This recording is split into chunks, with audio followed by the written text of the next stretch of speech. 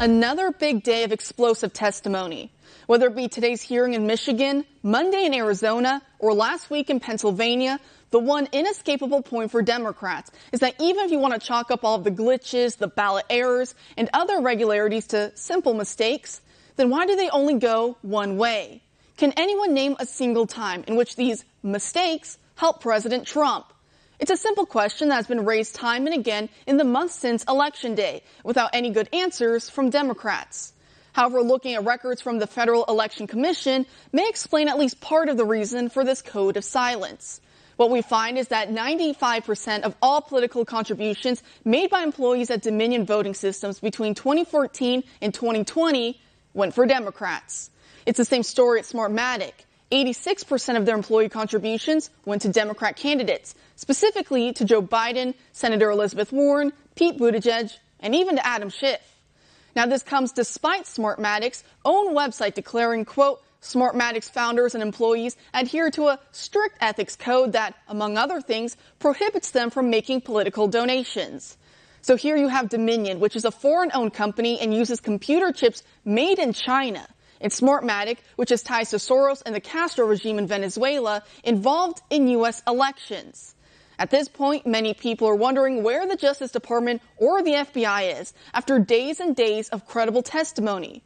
Well, I'll tell you where the DOJ is. Just like Dominion and Smartmatic, over 85% of their employees' political contributions during this last election cycle went to Joe Biden. Attorney General Bill Barr telling reporters today that his department has found no evidence of widespread fraud that would have changed the outcome of the presidential election.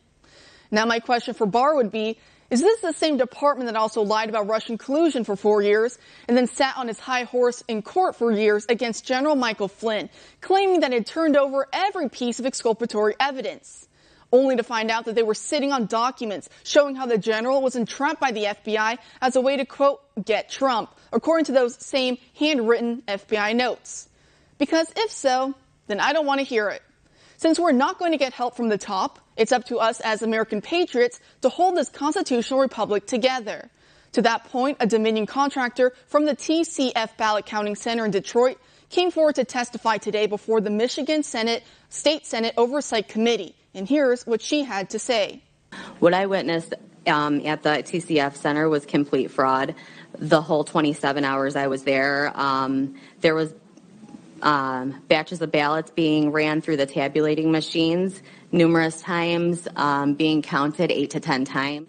Also, the adjudication process, I witnessed numerous people walking up, claiming they were both Democrats, saying they were sitting together, judging ballots all night together, all day together. I witnessed it all. I was on the main stage with all of the city officials.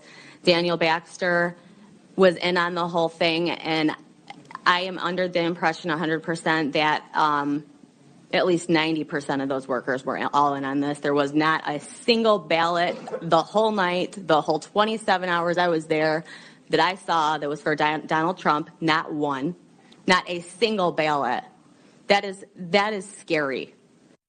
Her testimony corroborates that of another witness who claims that she observed ballots that were all for Biden and appear to be photocopies of each other.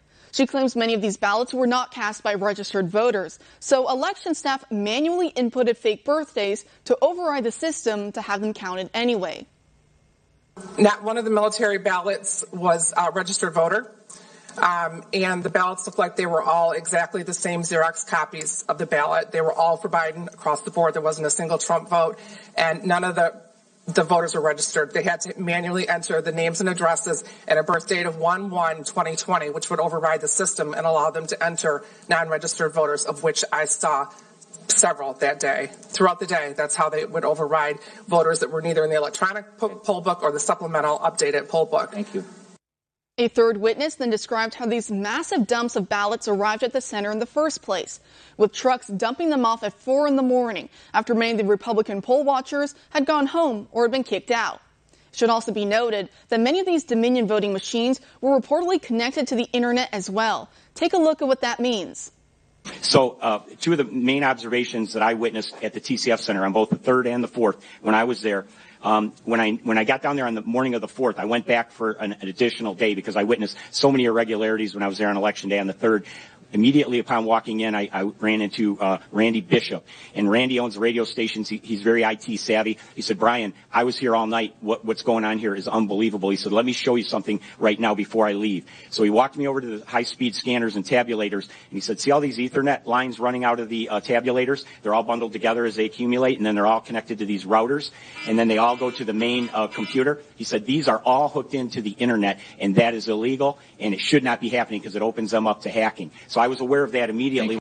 Is that the reporting is done in decimal format. You can see this in the New York Times database reporting. You can see this with Dominion Voting Systems reporting.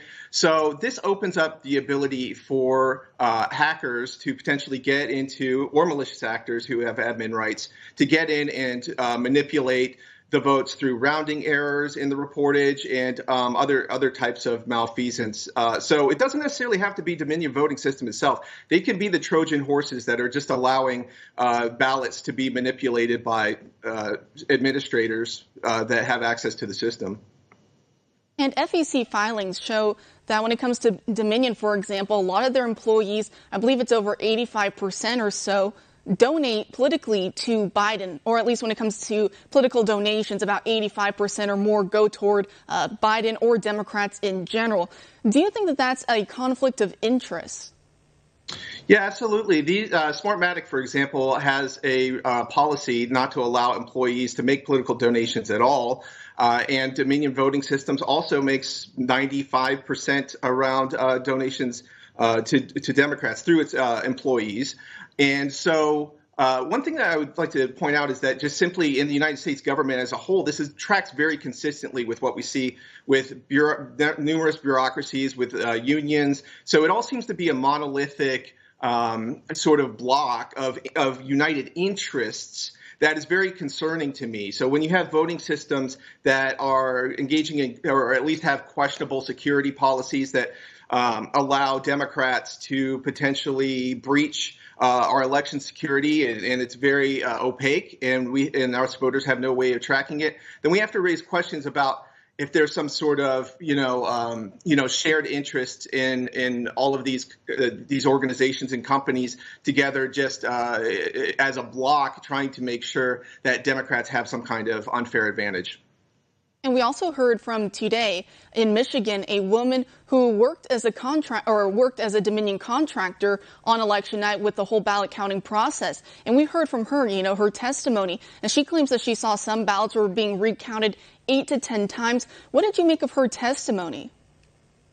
Well, Melissa Caruso was actually very outgoing and passionate about what she saw, and she's not out by herself saying that ballots were rerun through the tabulators over and over again.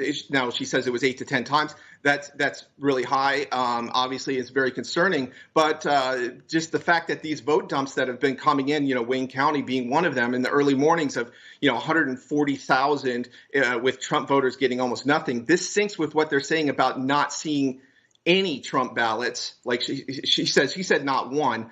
But others have said, only saw 2, was another witness that said that. So these kind of rates just do not sync with the political landscape, even in inner cities where we saw with Trump, he had more minority support this election by 4 points for Latinos and also Black Americans.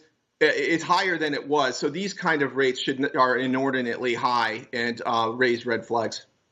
When it comes to these ballot dumps, in Michigan alone, I believe there's over 6 different counties that were reporting voter turnout at over 100%, which of course is impossible. So meaning more ballots were coming in than there were registered voters eligible to vote that day. What do you make of that? Well, I think that the fact that these mail-in ballots, once the signatures are separated, the signed ballots are separated from the mail-in votes, then we have no way of knowing like how many of these votes are you cannot track them at all. And even the New York Times admitted this. So William Barr, several months ago, he pointed out that we are playing with fire with these mail-in ballots. So these